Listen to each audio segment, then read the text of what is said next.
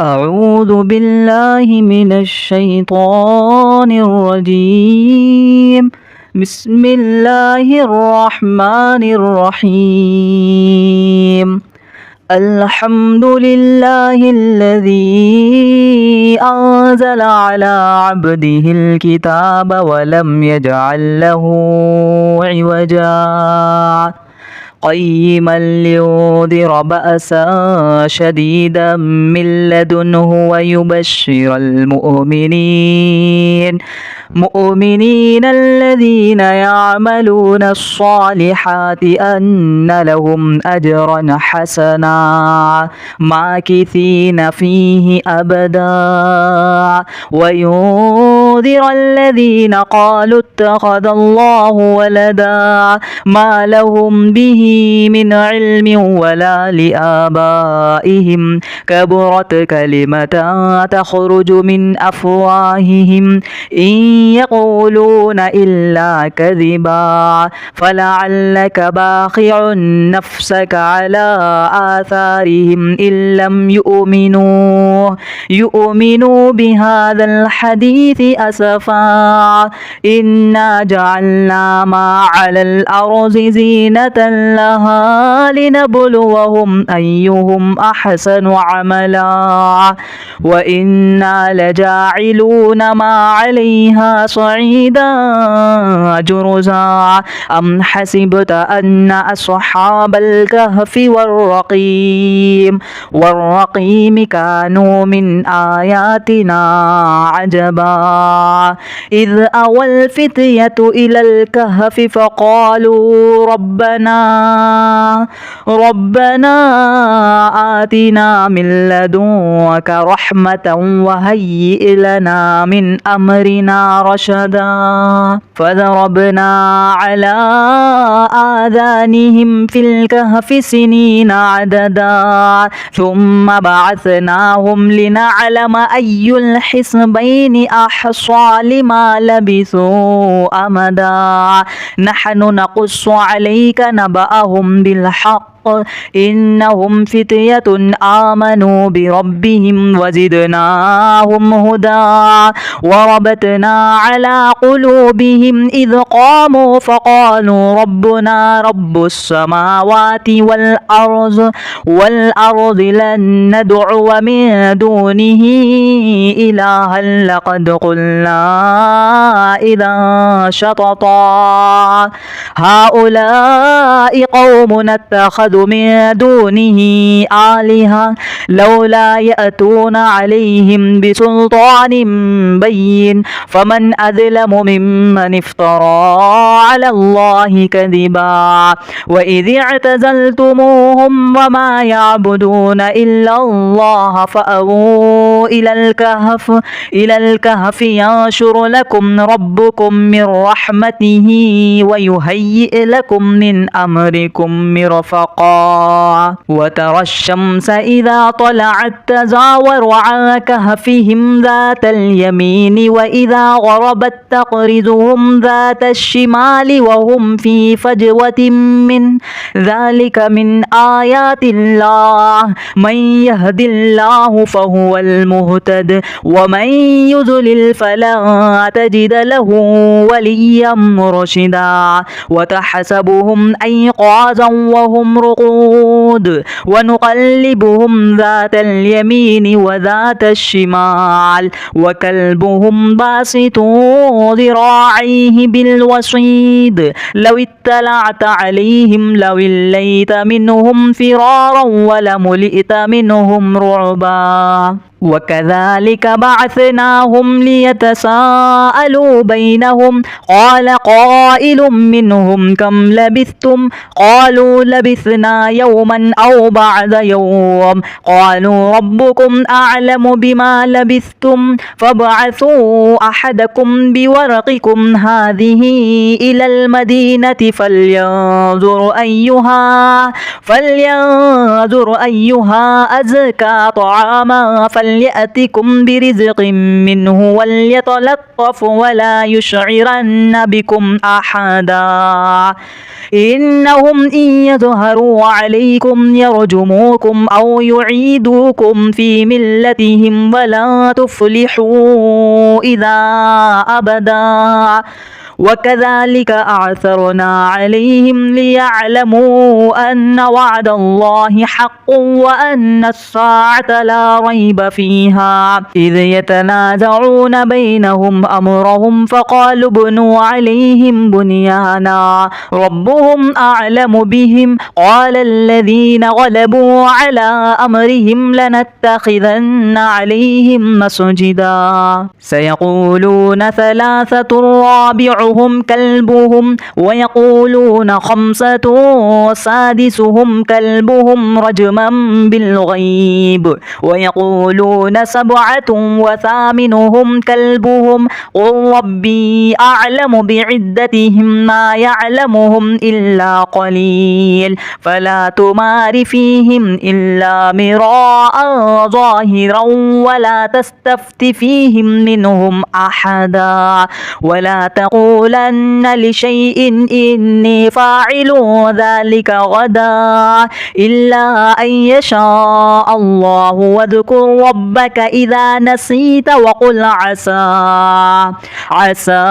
أن يهديني ربي لأقرب من هذا رشدا ولبثوا في كهفهم 300 سنين وازدادوا 9 قل الله أعلم بما لبثوا له غيب السماوات والأرض أبصر به وأسمع ما لهم من دونه من ولي ولا يشرك في حكمه أحدا واتل ما أوحي إليك من كتاب ربك لا مبدل لكلماته ولا تجد من دونه ملتحدا واصبر نفسك مع الذين يدعون ربهم بالغداة والعشي يريدون وجهه ولا تعد عيناك عنهم تريد زينة الحياة الدنيا ولا تطع من أفغلنا قلبه عن ذكرنا واتبع هواه وكان أمره فرطا وقل الحق من ربكم فمن شاء فليؤمن ومن شاء فليكفر إنا أعتدنا للظالمين نارا أحاط بهم سرادقها وإن يستغيثوا يغاثوا بماء كالمهل يشوي الوجوه بئس الشراب وساءت مرتفقا إن الذين آمنوا وعملوا الصالحات إنا لا نضيع أجر من أحسن عملا أولئك لهم جنات عدن تجري من تحتهم الأنهار يحلون فيها من أساور من ذهب ويلبسون ثيابا خضرا من سندس واستبرق متكئين فيها على الأرائك نعم الثواب وحسنت مرتفقا واضرب لهم مثلا رجلين جعلنا لأحدهما جنتين من أعناب وحففناهما بنخل وجعلنا بينهما زرعا كلتا الجنتين آتت أكلها ولم تظلم منه شيئا وفجرنا خلالهما نهرا وكان له ثمر فقال لصاحبه وهو يحاوره أنا أكثر منك مالا وأعز نفرا ودخل جنته وهو ظالم لنفسه قال ما أظن أن تبيد هذه أبدا وما أظن الساعة قائمة ولئن رددت إلى ربي لأجدن خيرا منها منقلبا قال له صاحبه وهو يحاوره أكفرت بالذي خلقك من تراب ثم من نطفة ثم سواك رجلا لكن هو الله ربي ولا أشرك بربي أحدا ولولا إذ دخلت جنتك قلت ما شاء الله لا قوة إلا بالله إن ترني أنا أقل منك مالا وولدا فعسى ربي أن يؤتيني خيرا من جنتك ويرسل عليها حسبانا من السماء فتصبح سعيدا زلقا أو يصبح ماؤها غورا فلن تستطيع له طلبا وأحيط بثمره فأصبح يقلب كفيه على ما أنفق فيها وهي خاضعة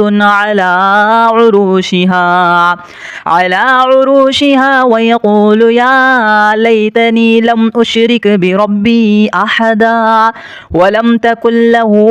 فئة ينصرونه من دون الله وما كان منتصرا هنالك الولاية لله الحق هو خير ثوابا وخير عقبا واضرب لهم مثل الحياة الدنيا كماء إن أنزلناه من السماء فاختلط به نبات الأرض فأصبح هشيما تذروه الرياح وكان الله على كل شيء مقتدرا المال والبنون زينة الحياة الدنيا والباقيات الصالحات خير عند ربك ثوابا وخير أملا ويوم نسير الجبال وترى الأرض بارزة وحشرناهم فلم نغادر منهم أحدا وعرضوا على ربك صفا لقد جئتمونا كما خلقناكم أول مرة بل زعمتم أن لن نجعل لكم موعدا ووزع الكتاب فترى المجرمين مشفقين مما فيه ويقول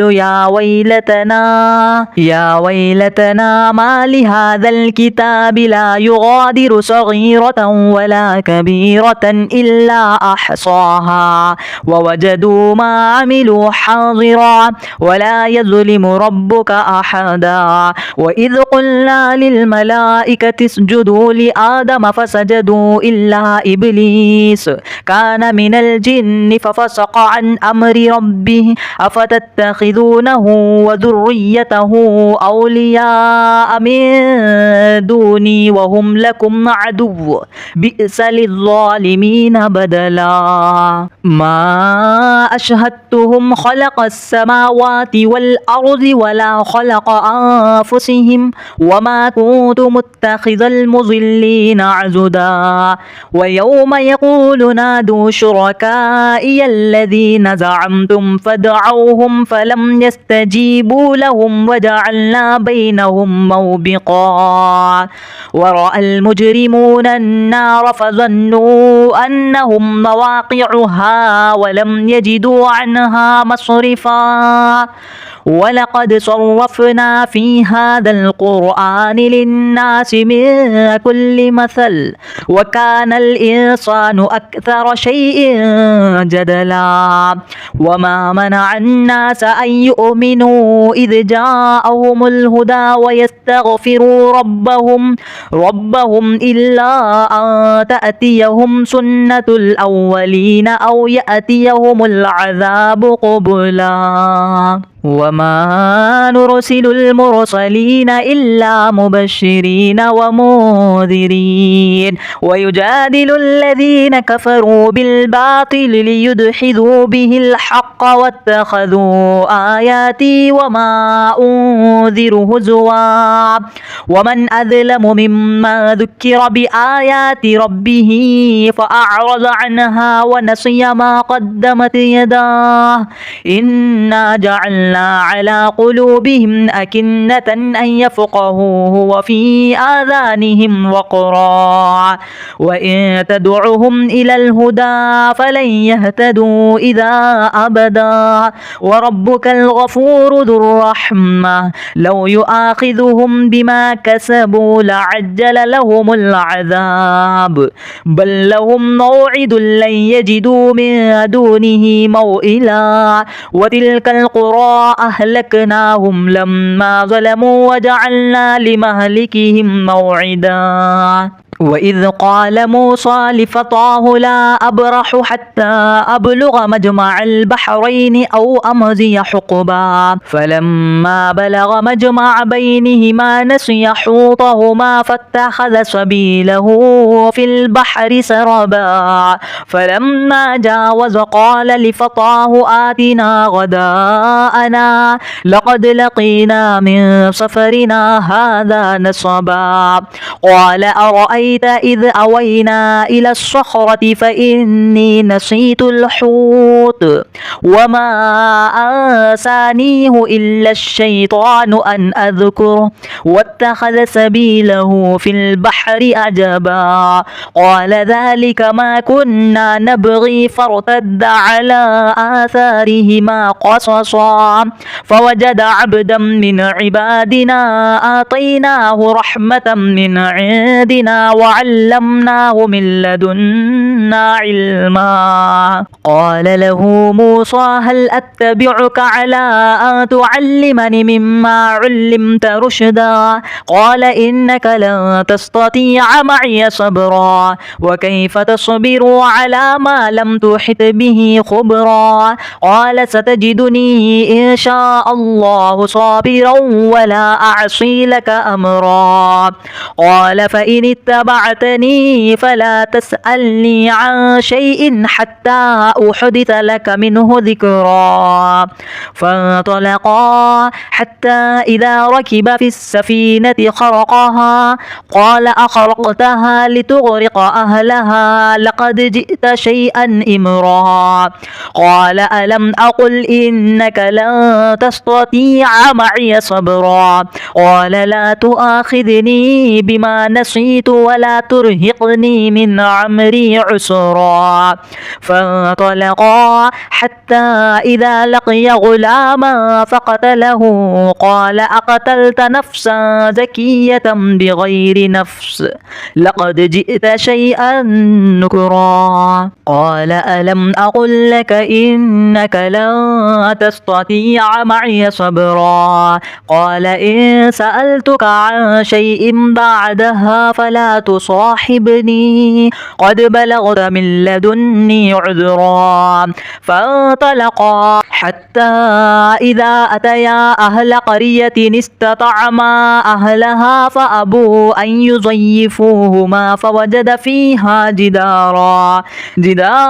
يريد أن ينقض فأقامه قال لو شئت لاتخذت عليه أجرا قال هذا فراق بيني وبينك سأنبئك بتأويل ما لم تستطيع عليه صبرا أما السفينة فكانت لمساكين يعملون في البحر فأردت أن أعيبها وكان وراءهم ملك يأخذ كل سفينة غصبا وأما الغلام فكان أبواه مؤمنين فخشينا أن يرهقهما طغيانا وكفرا فأردنا أن يبدلهما ربهما خيرا منه زكاة وأقرب رحما وأما الجدار فكان لغلامين يتيمين في المدينة وكان تحته كنز لهما وكان أبوهما صالحا صالحا فأراد ربك أن يبلغا أشدهما ويستخرجا كنزهما رحمة من ربك وما فعلته عن أمري ذلك تأويل ما لم تستطع عليه صبرا ويسألونك عن ذي القرنين قل سأتلو عليكم منه ذكرا إنا مكنا له في الأرض وآتيناه من كل شيء سببا فأتبع سببا حتى إذا بلغ مغرب الشمس وجدها تغرب في عين حمئة ووجد عندها قوما قلنا يا ذا القرنين إما أن تعذب وإما أن تتخذ فيهم حسنا قال أما من ظلم فسوف نعذبه ثم يرد إلى ربه فيعذبه عذابا نكرا وأما من آمن وعمل صالحا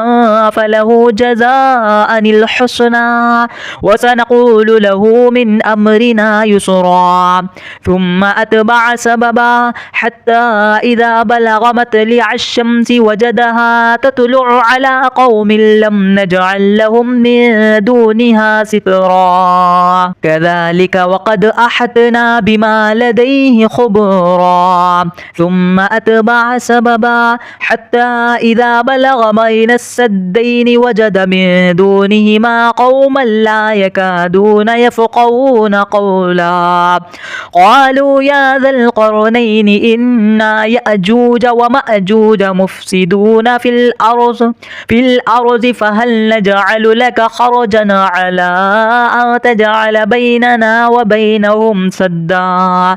قال ما مكني فيه ربي خير فأعينوني بقوة أجعل بينكم وبينهم ردما آتوني زبر الحديد حتى إذا ساوى بين السدفين قال انفخوا حتى إذا جعله نارا قال آتوني أفرغ عليه قطرا فما استطاعوا أن يظهروه وما استطاعوا له نقبا قال هذا رحمة من ربي فإذا جاء وعد ربي جعله دكا وكان وعد ربي حقا وتركنا بعضهم يومئذ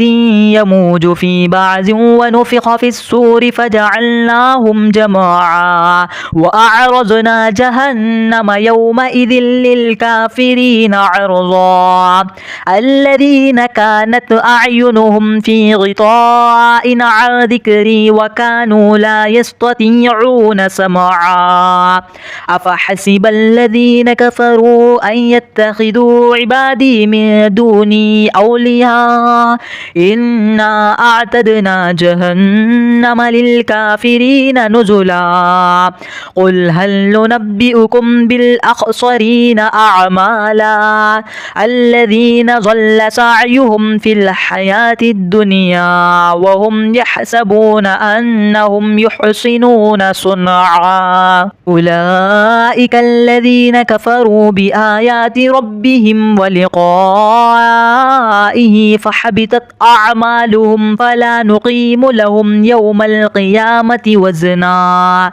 كذلك جزاؤهم جهنم بما كفروا واتخذوا آياتي ورسلي هزوا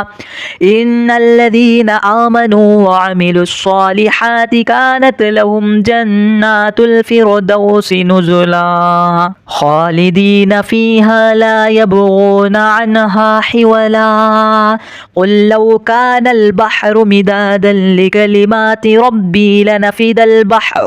لنفد البحر قبل أن تنفد كلمات ربي ولو جئنا بمثله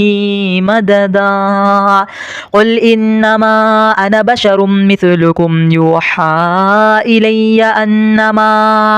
أنما إلهكم إله واحد